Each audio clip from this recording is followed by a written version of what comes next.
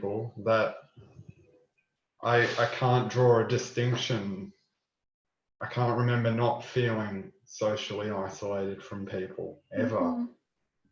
So I don't know. Thanks, Matt.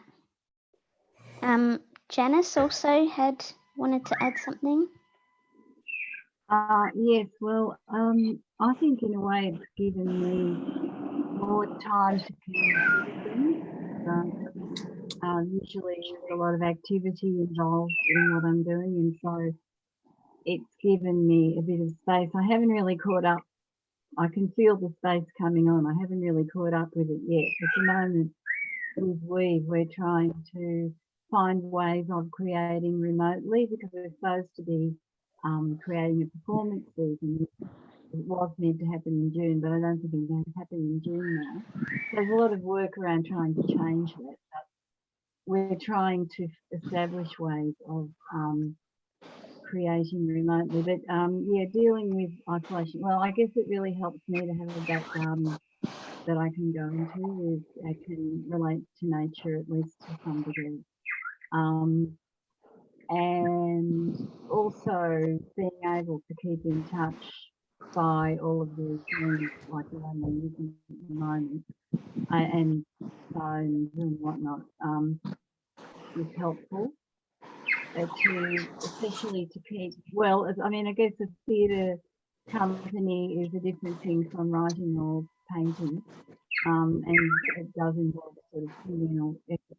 And so it's keeping the communal effort going in some way or other, and also to try and to motivate people to create at home around their performance work.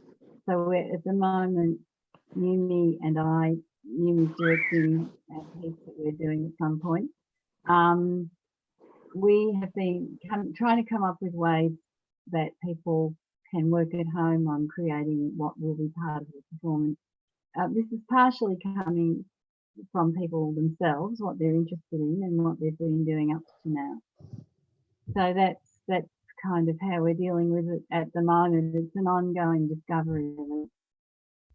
And I feel there might be an opportunity for new things to come out of it that might not have come. Great. Thanks, Janice. That's really brilliant. Anybody else who wants to share their wisdom about what it is to thrive artistically in this kind of, sometimes in these isolated spaces? Sometimes Sorry, we choose. Caroline. Yeah. It's Elliot here from Artsfront. Hey, Elliot. Those of us who are joining us on the live stream, if you can refresh your browser, we dropped out of YouTube slightly, so they'll just need to refresh their browser. Hopefully they'll find that out. Great, thank you.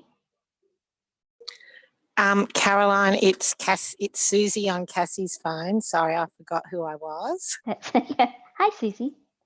Hi. I just wanted to share that I actually had a huge break-in at my studio about 2 weeks ago, and I'm still cleaning. But the point is, I type of thought, okay, I'm going to slip into semi-retirement. This is maybe meant to happen, but I have been overwhelmed by people connecting with me, reconnecting with me.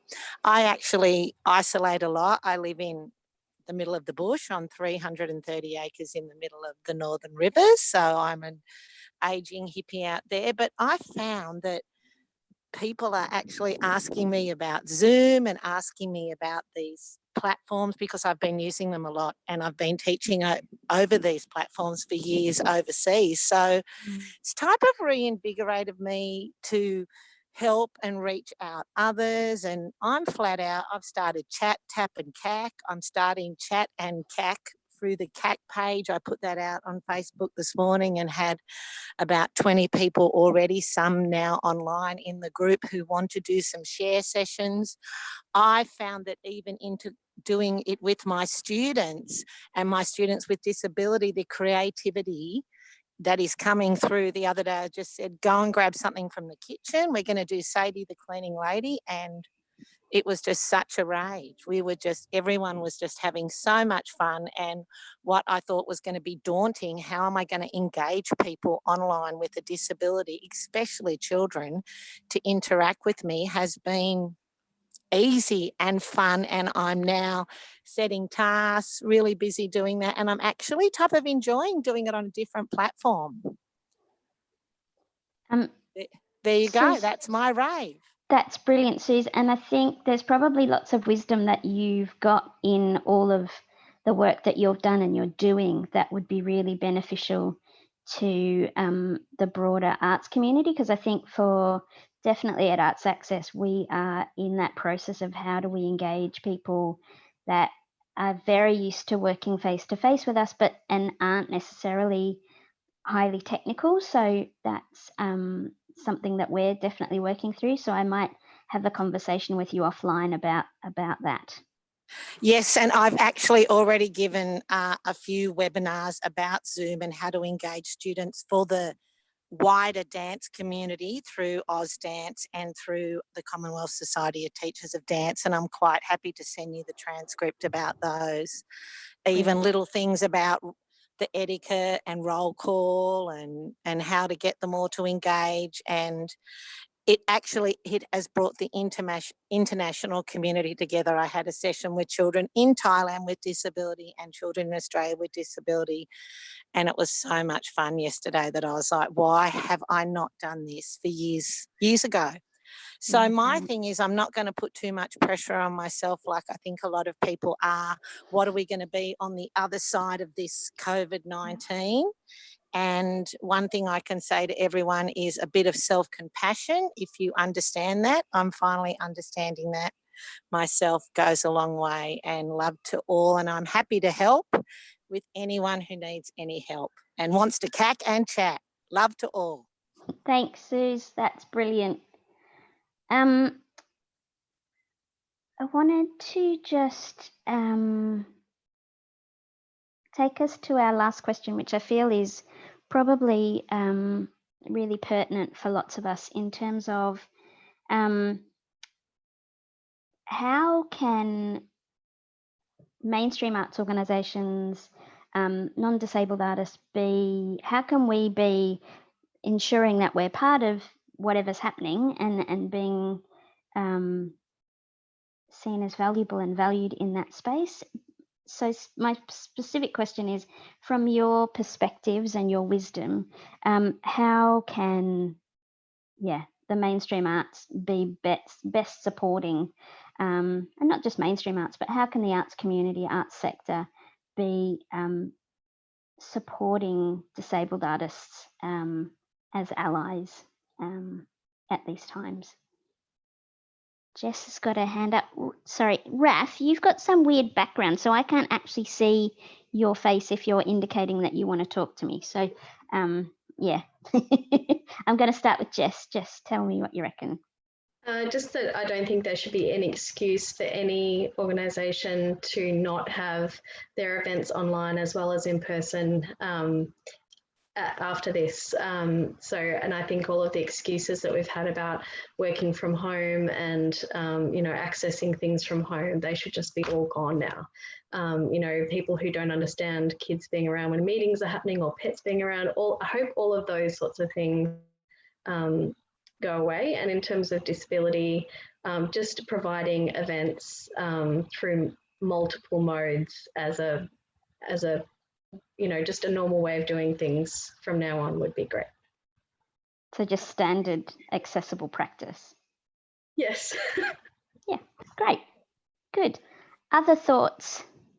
Other people that want to launch in? Melody. Can you unmute yourself, Melody, or I can read a comment? Yeah, great. I had a thought. It's not specifically around disability and around the mainstream. It's more about accessibility for everybody around venues. Yeah. And I sort of had a kind of an idea around, having, if the stage 2 restrictions come back into play, I wonder if it would be possible to have like small solo performances or small ensembles playing with the idea of like distancing, you know, having themed sort of things like around that. I know it's got really nothing to do with it, but I think, you know, it's good to kind of start thinking about ways that we can start accessing venues in creative ways, I guess, so that we can all kind of still have some platform to work out of, like a space to work out it, even if it's live streaming through those venues with no live audiences. Anyway, so Thanks, Melody. sorry about that. Not at all. That's great. Thank you. No worries. Heidi, can I bring you in?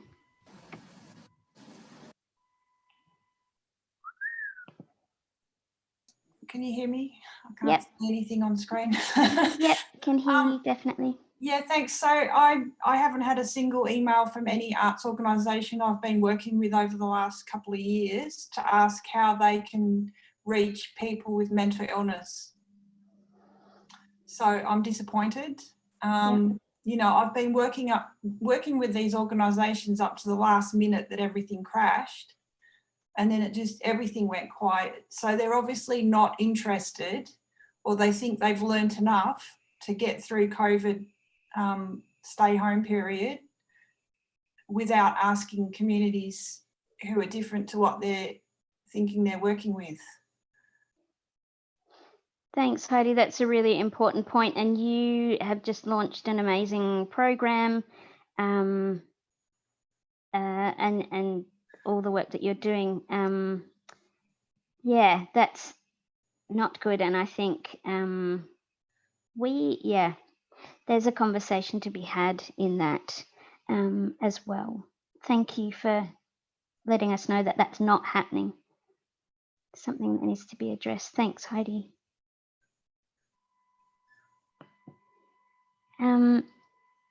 Any last comments in the last couple of minutes before we need to finish up? I'm just trying to flick through all these beautiful faces because there's so many of you. I think Riona had a question. Great. Let's go to Riona.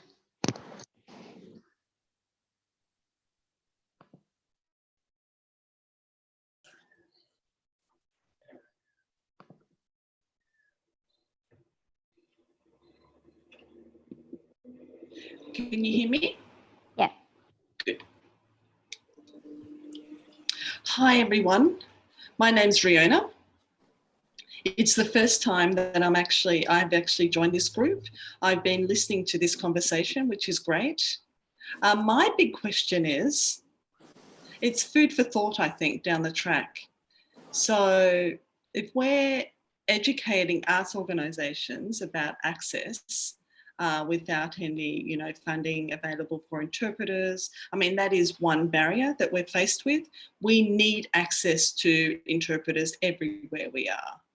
And when I'm associating myself with hearing organisations or programs, and I want to watch a performance, then I don't access interpreters. So I include my NDIS to cover that. But I'm just thinking, not just me, I have access to the NDIS, but what about other people that don't have access to it? So it's just made me think, how can we find ourselves around that issue? What can we do? It's just food for thought, because of the time that we have, we've run out. Food for thought, and maybe a discussion that we can have. I'm happy for people to email me, or maybe on Deaf Arts New South Wales, you can send me a message. I'm there, and I really do welcome any of your thoughts, any good solutions. Thank you. Thanks very much, Riona. I've been getting lots of messages from people saying there's not enough time, and I absolutely agree. But I wanted to reassure people that the agreement that Arts Front and that we've come to is that every Thursday, as long as these little lunches are running, every Thursday will be dedicated to issues around deaf and disabled artists. So, and we will try and move that around the state. So this one was hosted by AAV, but I am very much going to work with the other sister organisations to have different people host, and also ensure that whoever hosts is paid for that, and whoever performs is paid for that. And that's very much the commitment from Arts Front as well.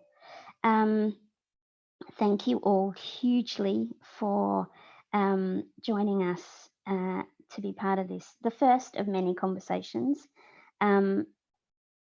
Yeah, there's so much to be going on with, and we are trying to, it's really important that we, as Heidi pointed out, that we stay connected and that we stay open to the learning, and that we see the expertise that is sitting within deaf and disabled artists around us, and how we can stay connected to that. So thank you all for coming to have a little lunch. I'll see you here next Thursday at 12 o'clock. I'll be here, hosting or not. And if any of you are interested in hosting, maybe get in touch with Arts Front or with me at AAV. Just to say that tomorrow, Frank Panucci from Australia Council will be online talking about what Australia Council are doing in terms of funding at the moment. And obviously the exciting thing for us is that the mentoring program for disabled artists has been reinstated. Thank goodness. And there's also other moves afoot in kind of federal and local settings for disabled artists. So it's a bit of watch this space. There's a lot of wheels turning behind the scenes. So hang in there. Thank you for your patience. Stay connected. Know from the bottom of my heart that you are important and you are crucial and essential to this thriving creative ecosystem. So thanks all for coming, and enjoy the rest of your days, and we'll see you next week, if not before. Caroline, also one other little piece of housekeeping, Yes. just for those of us who are not in daylight savings locations, just a reminder that daylight savings will finish on Sunday. So as of next week, no change for Sydney, Melbourne, Hobart, Canberra, but for Brisbane, we'll be moving forward to 12 o'clock Brisbane time, which will be also 12 o'clock in the southern states, and that may impact the time for some of the other locations that weren't on daylight savings, so Darwin as well. Great, thanks Elliot, that's very wise information. Great, thanks everybody, have lovely days. Thanks Caroline.